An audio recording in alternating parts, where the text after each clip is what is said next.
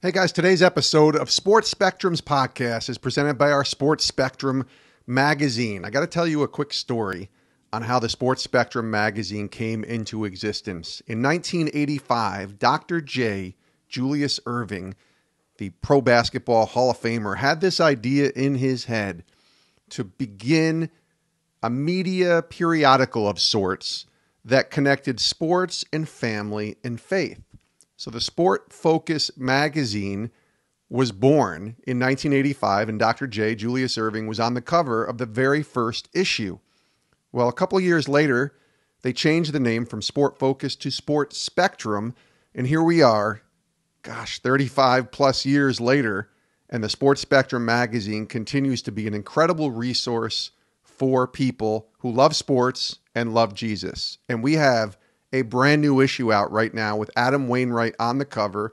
Adam and his wife, Jenny Wainwright from the St. Louis Cardinals, telling their story on family, marriage, and of course, faith and baseball.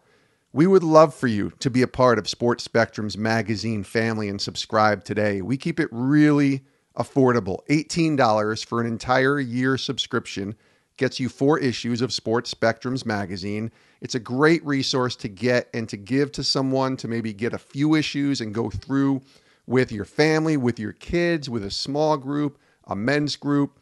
The Sports Spectrum magazine is such a great resource. I think it's the best thing that we do here at Sports Spectrum. So I want to encourage you to subscribe today. You can go to sportspectrum.com right now, click that subscribe button at the top of the page, and you're good to go for Sports Spectrum's magazine. I love our magazine. I think you will too. Subscribe today to the Sports Spectrum magazine.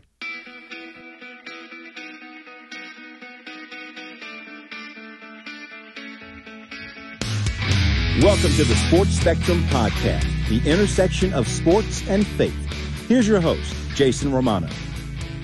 And hi, everybody. Welcome to the show. I am Jason, and this is the Sports Spectrum podcast. My email address, jason@sportspectrum.com. If you'd like to reach me directly, jason@sportspectrum.com. Maybe you have a guest idea, maybe some feedback on today's interview with Michael Phillips, or maybe just want to say hello.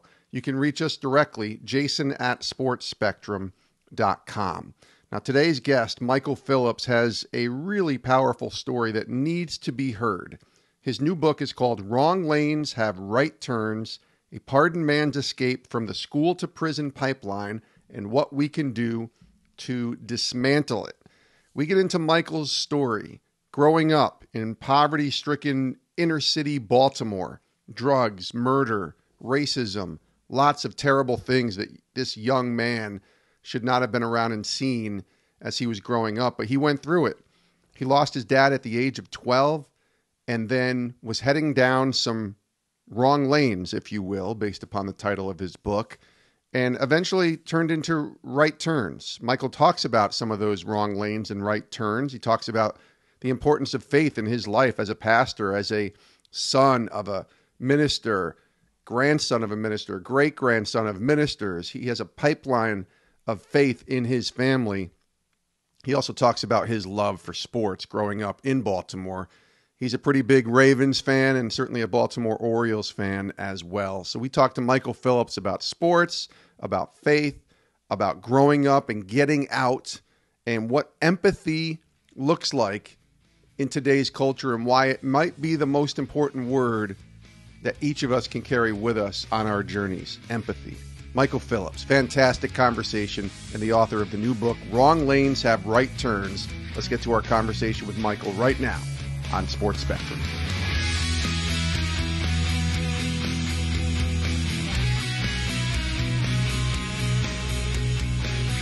Michael Phillips, welcome to Sports Spectrum, sir. How are you? I am great, man. Thank you so much for having me on today. Absolutely. Congratulations on your new book. I love the title, Wrong Lanes Have Right Turns. And we're going to get a lot into this book and hear your story, which correlates into what was written in this book in just a second. Yeah. I want to start with sports, though. I just thought it would be fun because I reading here that you grew up in Baltimore, obviously, and you talk about that. You live in Dallas now, though. Yeah.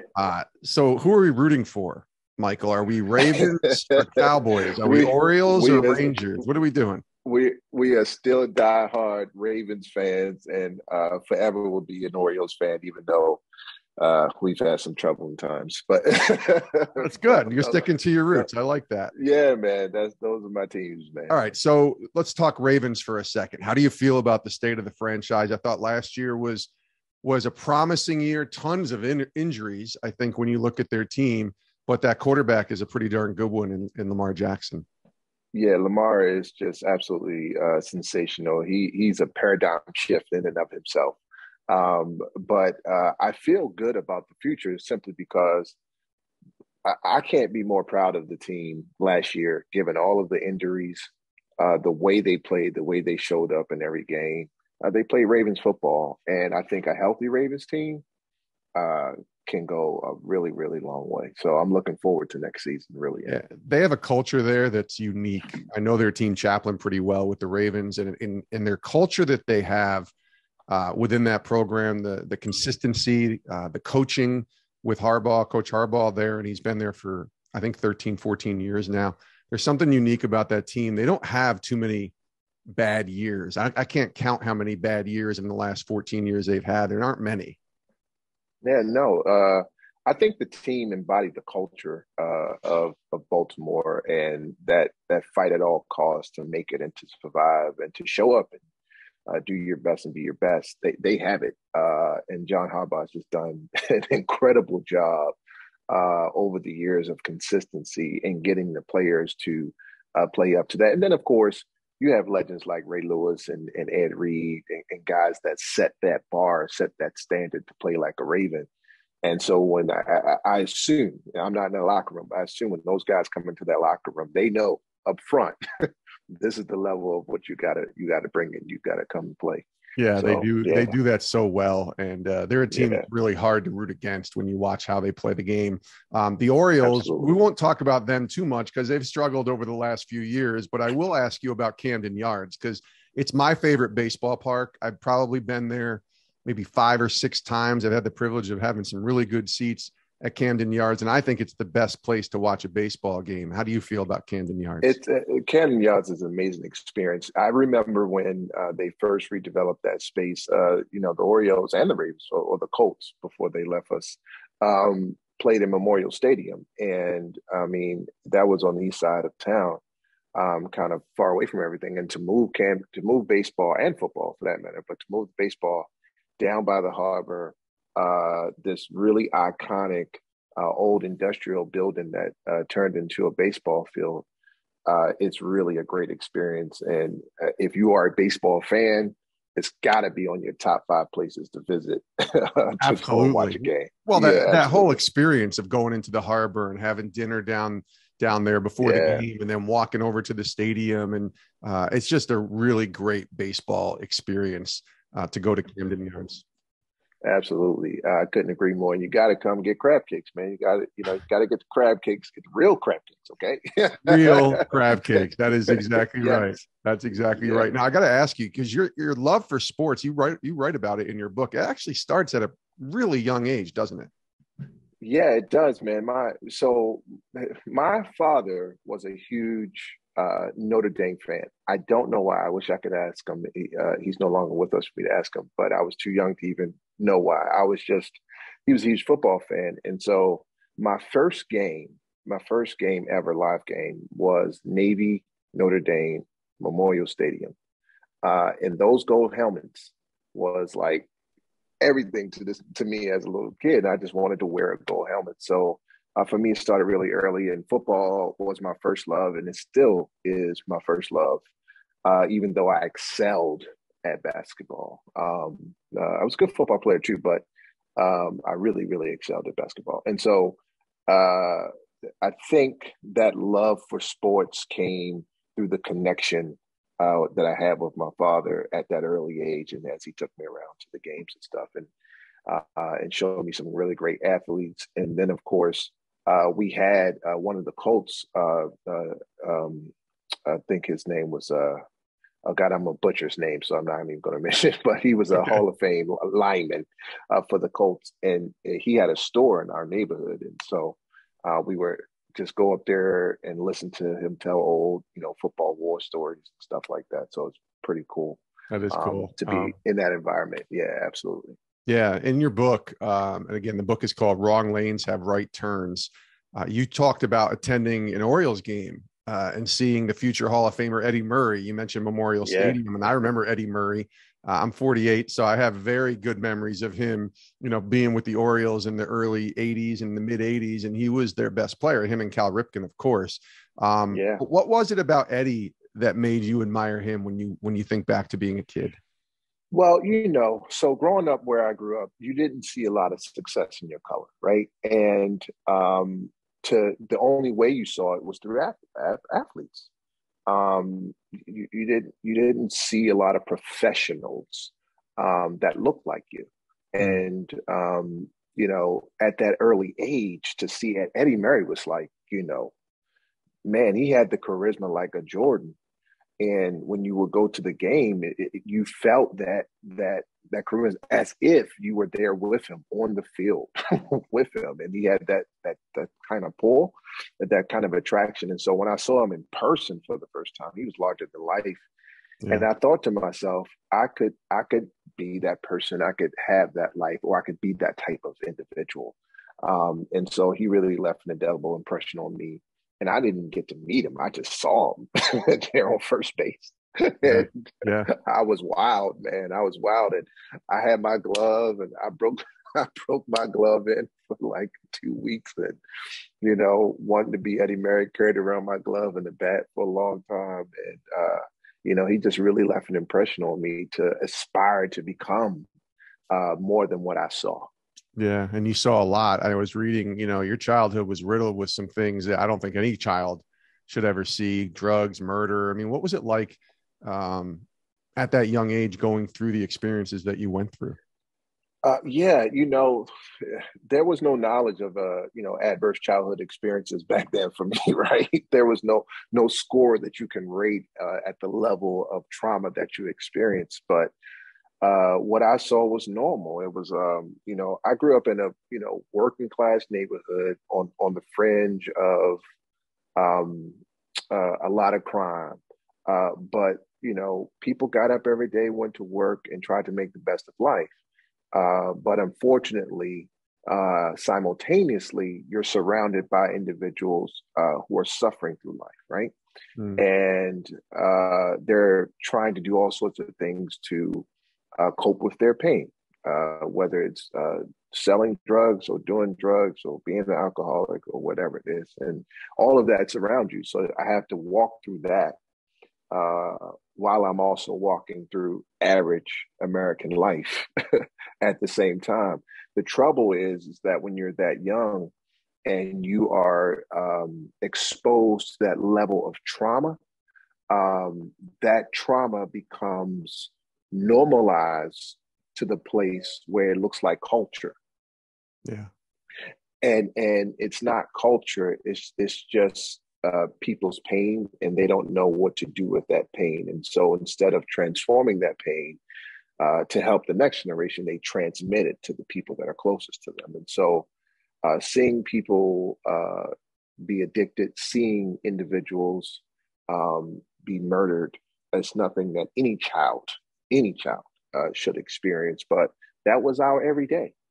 And it started to feel like a norm, our culture. This is the way it is. And you start to embrace that. It becomes part of your identity. It becomes part of how you talk and how you act in the world. And it took a very long time for me to shed some of those ideologies and some of those traumatic traits. Was faith a big part of your life growing up? Tell me this sort of transformation as far as Christ in your life and where the roots, I guess the groundwork was placed in terms of that faith. Yeah. So, my entire family, the makeup of my family, or should I say the dichotomy of my family, is amazing, because on one side you have a generation of preachers. From my grandparents, my great grandfather, my grandfather, my grandparents, my parents, my grandmother's sisters were all ministers. They were all married to preachers. Um, and so you have my parents who were also ministers, and my father a pastor, and that was, I was birthed into it. On the other side of my family, not so much so, right?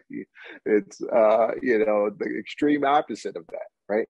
And so for me, faith started early, and it really started watching my dad, be a pastor, and pastor his church, work full time, but pastor this very robust congregation in the 80s.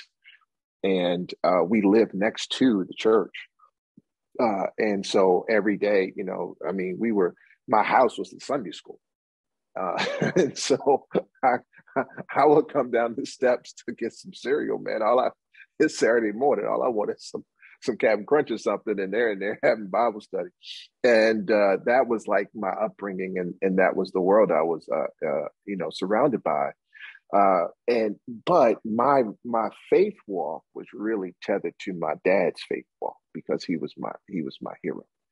And when he passed away, certainly my faith was so disorganized to the point where I felt as though it was dead too. And I had no trust in God, in anything spiritual. I wanted nothing to do with church, because it reminded me of my father's death. Because my dad died abruptly. He had a stroke and a heart attack, and then he passed away. And it was sudden. It wasn't like a progression. And when that happened, the church offered me no answers,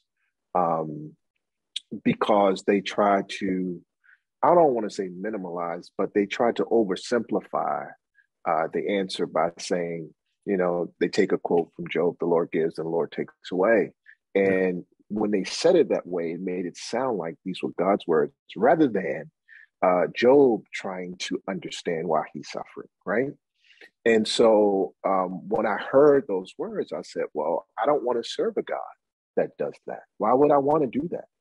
And I became very angry, mostly with God, but that anger also was transmitted to the world around me. And I just became extremely dangerous as an individual because of that anger, because I was so mad with the world because I lost my father. And in hindsight now, it really wasn't anger. It was sadness. But anger is easier to use than to really deal with your grief and your sadness, right? And so it made it easier for me to just be angry. But sports was the very thing that helped me not go over the deep end, right? Because I was this gifted athlete. And that is what helped me to kind of remain, connected to people and connected to society, to the way where I just didn't completely throw my life away at that early stage. Yeah, and you go through your teen years without your father. He died, I think I read, when you were 12, correct, Michael? That's right. That's right. So you have these formative years as a young man in a place, like you said, where you're growing up in tough environments and just trying to navigate life alone. No matter where you grow up, navigating life without a dad is always difficult. What were those years? Your book is called Wrong Lanes Have Right Turns. So what were some of the wrong lanes that you were headed down before you got on those right turns? So growing up in my neighborhood, young Black men didn't have an extreme amount of opportunity in the, late 80s, early 90s. And so what I saw was a lot of guys on the corner. Those guys were like the heroes in my neighborhood. Regardless of what nefarious thing they were doing, we still looked up to them because they looked successful. Sure. And they showed us what success looked like in our color, right? And so you go around to the rest of the world, you don't see yourself anywhere. But when you see those guys, they got the car, they got the girl, they got the clothes, they got the money, yada, yada, yada. And that looks like success to us as a little kid. And so when my dad died, I immediately went to those corners. And those guys became my mentors. They became my pastors for all intents and purposes. And I stole my first car at 12. I sold my first dime bag of drugs. I think it was weed at 12. I might have been even a little bit younger about that dime bag, but this is around the same time. Sure. And I started to do little errands and little runs for some of those guys on the corners. That was all criminal.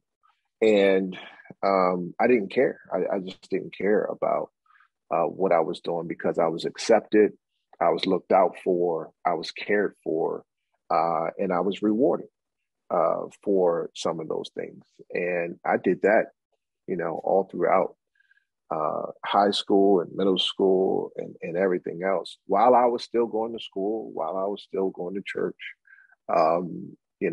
I still dipped my toes into that criminal world because those guys really did look out for me and wanted me to win. Like they really wanted me to go to college and to, play ball and to make it. And they didn't allow anybody to mess with me. So it was kind of a brotherhood that you felt connected to. As I got older, my mom moved us out of the she moved us out of the city because a very wise woman, yes. And took us out into the suburbs. A place called Columbia, Maryland, halfway between DC and Baltimore, and completely different world, completely different environment. And that I think that helped a lot. It certainly stopped me from really continuing down that wrong lane for a long time. But I still had an eagerness to get back to the city every chance I had because that's where I felt the most comfortable. But in terms of starting in those wrong lanes, they started pretty early. Pretty much right after my dad died, I started to really, really go down that wrong way. Yeah. Michael Phillips is our guest here on Sports Spectrum. The book is called Wrong Lanes Have Right Turns, which I love the title, but then the subtitle, which is what I'd love for you to explain and share as much as you would like. The subtitle says, A Pardoned Man's Escape from the School to Prison Pipeline and What We Can Do to Dismantle It. So tell us how that comes about. So for me, as I got older, I started to think back through my life because that's the power concept. And I started to put together how I was systematically conditioned and pushed into thinking that my options were so limited that I had to make the choices that I made, right? And as early as first grade, I was being told that I would never become much of anything. As a matter of fact, my first grade teacher told me I could never become a lawyer. I wanted to be like Thurgood Marshall because that was my grandmother's hero. Yeah. And literally out of her mouth told me squarely in my face, that'll never happen, right? I'm 6. Right. I'm 6 years old. You don't say that to a 6-year-old. Yeah. Can I dream at 6? Can I do exactly. that? Yeah. And all throughout my schooling, that was the deficit narrative hung over my head. In first grade, I tried to defend myself and told my teacher that I can be a lawyer. There's no reason why I can't be. I was sent to the principal's office for talking back.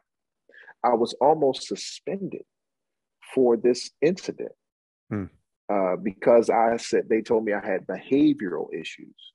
If it wasn't for my mother, I would have been suspended. Over time, that happened frequently throughout my schooling. And I was constantly placed in some type of disciplinary position over simply trying to speak up for myself, to say to somebody, no, wait a second, you don't get to determine my destiny. You don't get to determine whether or not I can go to college or go to school, or if the information you're giving me is absolutely correct, right? I can at least be a critical thinker about what you're telling me. Isn't that the goal? And along through my schooling, that happened often. And so when I got disciplined, that discipline usually put me squarely in front of the principal and or a school resource officer, right? Because if I didn't move, or if I didn't sit down, or if I didn't do a certain thing, they would call authorities on me. That is how the school to prison pipeline exists. It starts with our disciplinary practices in our schools. And today we have a lot of zero tolerance policies rather than restorative practices. And what that means is, very simply, if you mess up, we're going to kick you out, pretty much. If there's a fight or an incident, you're going to go to the school resource officer. That puts you in contact with the criminal justice system. That goes on your record. That is the beginning of you being piped to prison, right? Rather than having an approach that says, okay, if there's a wrong, how do we restore that individual back to community? And I'm not suggesting there shouldn't be any penalty, but the penalty shouldn't be to the detriment of the child's future, right? And so there are practices out there that a lot of schools they do restorative practices. They have it implemented in their schools and all that wonderful stuff. But for me, I didn't have that luxury, and so and still today, there are many children that do not have that luxury. There are school districts today that have more school officers than they do school counselors. And that is a problem. Yeah. That's what we need to change. Yeah. So why now? Like, why did you feel like the Lord was leading you into writing this book, which is very much a memoir? It's not just a story of, what the problem is and how to fix it, although that's in it, what you just described, but it's your story. It's your life. Yeah. I had a book where I shared and I wrote a lot about some of the things I went through in my life. It's hard. You got to recollect, you got to go back. It's very therapeutic. What was that process like for you, and why was it important to do it and do it now? First, the process, man, let me tell you, when I say therapeutic, I found out how hurt I still was, right? Over some of the trauma. Yeah. And some of those chapters I had to really sit with and do some healing work around how I felt about that. Hurt really can't be healed until it's heard. You got to give your pain a voice, right? And writing helped to give my pain a voice. I thought it was extremely important to share this story and to humanize this information, because it's not enough to give data and stats, because I think we are kind of desensitized to all of that. But behind every piece of data, there is an individual destiny. There's somebody's life, somebody's future, and somebody's trajectory that we're talking about. And so for me, to make it out of where, all that I came through is a miracle and astounding. But more importantly, I thought it was important to share this story because we often talk about what we get wrong in our society, and we rarely talk about what we do get right, right? And in this instance, the judge that gave me an opportunity to go to college got it right. Yeah. Got it right. And I thought, if I don't share this story, so honestly, if I could be really transparent, nobody had to know this story. Right. I have no record. Okay. My record was sealed. It doesn't even exist. The only thing you can find on me, if you looked it up, is that I ran a stop sign or something like that. Right. but no one had to know. And I thought, if I don't share this story, I'm going to wind up being a generational thief. There are people who are still suffering the plight that I suffered. Black, brown, white. There's a generation that will constantly continue to go through what I went through when we don't have to. Moreover, there are adults that are empowered to make decisions and choices that are going to impact generations. And I need to tell them it's important that we get it right. It's important that we get it right. There are individuals who are struggling with their life right now, who Mm. think that they are trapped and stuck in a wrong lane, but you're not. You have the power and the ability to make a right turn from a wrong lane. Yeah. And so that's why I thought it was important to write this book for where society sits right Well, I also think about everything we've been through the last couple of years, right? And I don't just now. mean Exactly. from a pandemic, which that is the biggest thing that we've been through, and it's affected everybody on every level, right? But all of the racial tension and all of the Exactly. divide and the political upheaval that's been taking place on both sides, it's just such a tough time that I feel like Yeah, your book and your story is coming at the right time where we're trying to figure out ways to unify and come together as opposed to just staying divided and staying in our own, you know, uh, absolutely. silos, right? Yeah, you couldn't be more correct. Absolutely. When I saw, I was writing this book right in the middle of George Floyd, Right. right in the middle of all of this political divide, right in the middle of all the faith divide, right? Yes. Of seeing this in our society, and I at the end of the book, I say that the great the I don't know how I said it, but basically what I was saying was the right turn that we need to make is to turn towards one another. Mm-hmm. Because really, um, as a human being, uh, our stories might have different details, but it's really the same story, right? Yeah. And so my story could have been told a million different times by a trillion different people, right? I mean, we all have experienced suffering and hardship and trauma and trouble. Um, that is the unifying factor of being human.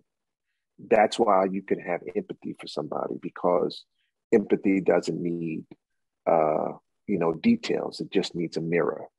If I can see myself in the reflection of what you're going through, then I can take a moment and not slap you with a value judgment or relegate you over here as an other, and recognize and realize you're just as human as I am. And you're probably tired. You're probably afraid. You're probably terrified of what you're dealing with, what you're going through, and you're just trying to figure it out. Yeah. And so instead of being embraced as human, we are, kind of ostracized as the other political affiliation, the other color, the other faith background, whatever the other is. And we don't take any moment to really sit down and just recognize, even though that we might have different ideologies, at the end of the day, we're all here trying to figure this thing out. And wouldn't it be incredible if we could figure out how to do it together? It would be incredible. I love what you just said. I want to repeat that. Empathy doesn't need details. You just need a mirror to see That's yourself it. in somebody else's story. That's it. That's a powerful line, Michael Phillips. And I've been telling that to people for years, that empathy to me is the great game changer. It's the great, I don't know, it's the great uniter. I really believe that, because when you see someone else and you put yourself in someone else's shoes, or you see it from their point of view, it at least allows you to show compassion and to be there for them and find yourself united with that person, as opposed to just looking at either what they did wrong or what they believe that's different than yours, and automatically finding and cutting that divide right there. The empathy, having an empathetic heart, first of all, it's biblical, but second of all, it really, I think it's a game changer. Absolutely. I had a friend. I mean, he's still my friend. He's a boomer, so he's in his late 60s, and his family comes from Kentucky. Okay, his bloodline is traced back to Daniel Boone. All right. Wow. Okay. So Yeah, so you understand. So he has an ideology that is far different from mine, sure. because of his bloodline and his history and his background, and but we're really close friends. And when all of that political divide and everything, I'm politically, I'm an independent. I think he's a Republican. And we kept talking every week, right? And we had very heated conversations, about a lot of things. But I asked him one day, about his history. And he shared that here's why I hunt, and here's why I do this, and here's why I do that. Because that was passed down to him, okay? What he grew up with. From what he grew up with, right? Yes. And I sat there and I thought to myself, wow, man, I